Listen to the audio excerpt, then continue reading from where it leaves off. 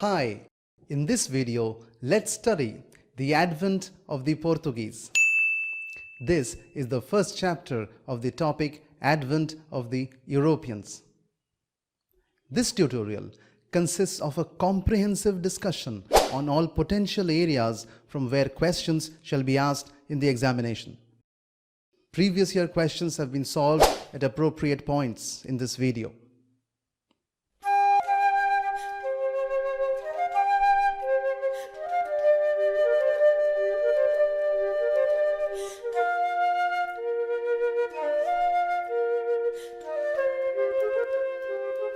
You are watching Career and Exam and I am Kaushik Bhattacharjee. To explore more about us, please download our app, visit our website, and don't forget to subscribe this channel. So, let's begin. This video has been divided into several chapters. So let's begin with a general introduction of the Portuguese in India. The age of European discovery began with Prince Henry the Navigator. Now, Prince Henry the Navigator started a maritime school in Portugal. Because of this initiative, because there was a maritime school, new advanced ships came up. Ships like the Caravel, the Carac, the Galleon, etc. These ships made long voyages possible. Therefore, the voyage to India was possible because of these new kinds of ships. Let's take a look at some of the general points about the Portuguese in India. They were the first to arrive in India in the year 1498. They were the last to leave India in the year 1961. They ruled India for the longest time among all other European nations.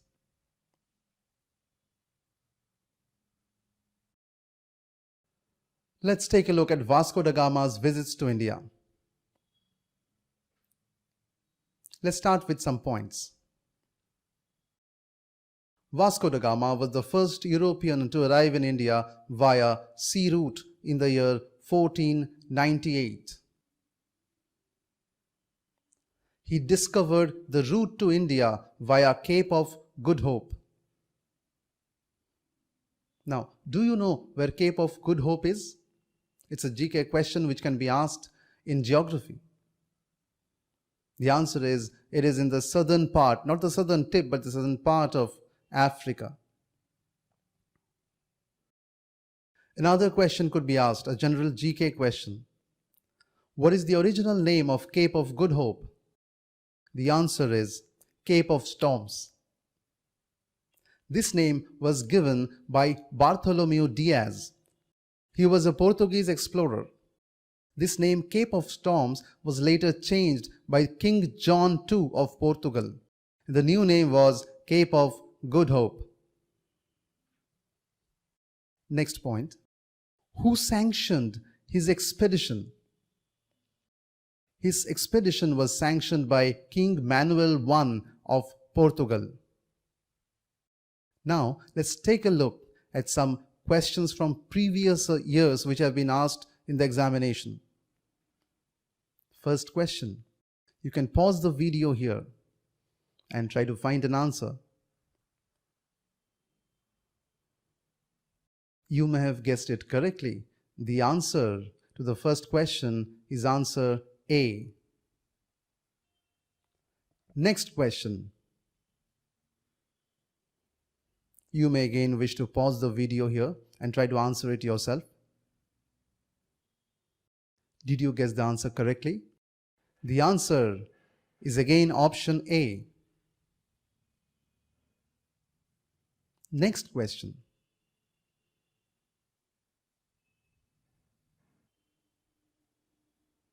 Answer option 1.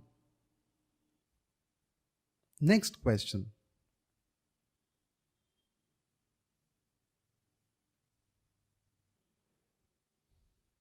Correct answer Option 1.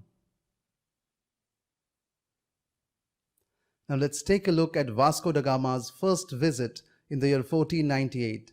We shall discuss this topic in detail. The first expedition of Vasco da Gama began in the year 1498. The expedition consisted of 4 ships. Question: what are the names of those ships? Let's look at the names. First ship, São Gabriel. This ship was commanded by Vasco da Gama himself. Second ship, São Rafael. Third ship, São Miguel. It was also called Berrio. The fourth ship was an unnamed ship. It was for the purpose of supply only. Now, who accompanied Vasco da Gama? Was there an important person within his family? The answer is yes. Vasco da Gama was accompanied by his elder brother, Paulo da Gama. So, when did Vasco da Gama start his journey from Portugal? His fleet departed Lisbon, which is the capital of Portugal, in the year 1497.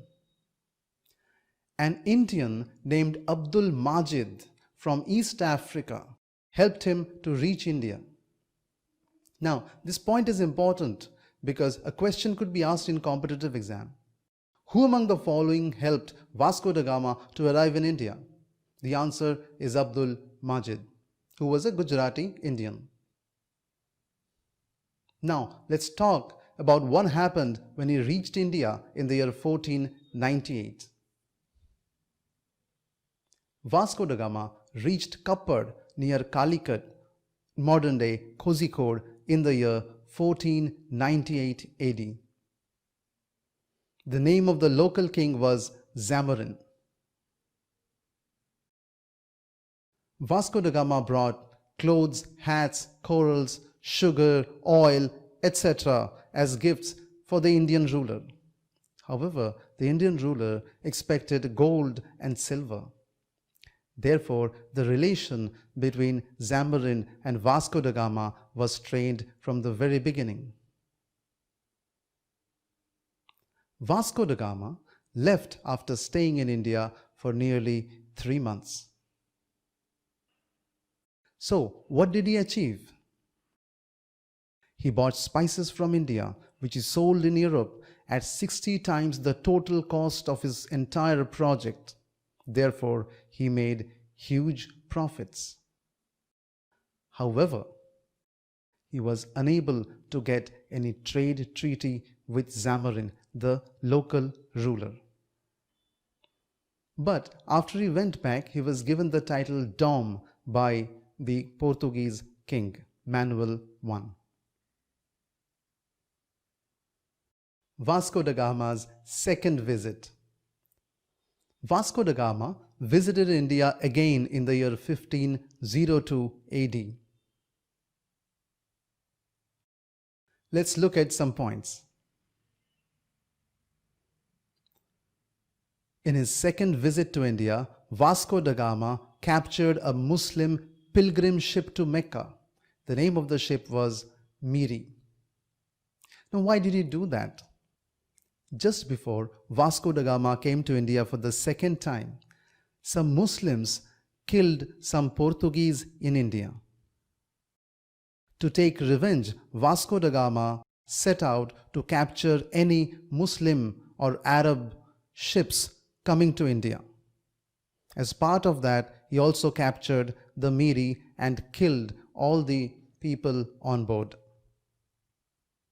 He tried to put pressure on the local king Zamarin to expel Muslims from his kingdom, Muslim traders actually, so that the Portuguese could trade with him. However, Zamarin did not accept his demand. Therefore, he resorted to bombarding Calicut for 2 full days. The Zamarin, however, did not budge. He returned with no trade treaty with Zamarin. Vasco da Gama's third visit to India in the year 1524. Let's look at some points. He came to India as the Viceroy. Remember, he was only the second Viceroy to India after Almeida. There have been many governors, but only a few Viceroys. Unfortunately, Vasco da Gama died of malaria 3 months after arriving in India. He was buried in India at St. Francis Church, Kochi. His remains were returned to Portugal in the year 1539.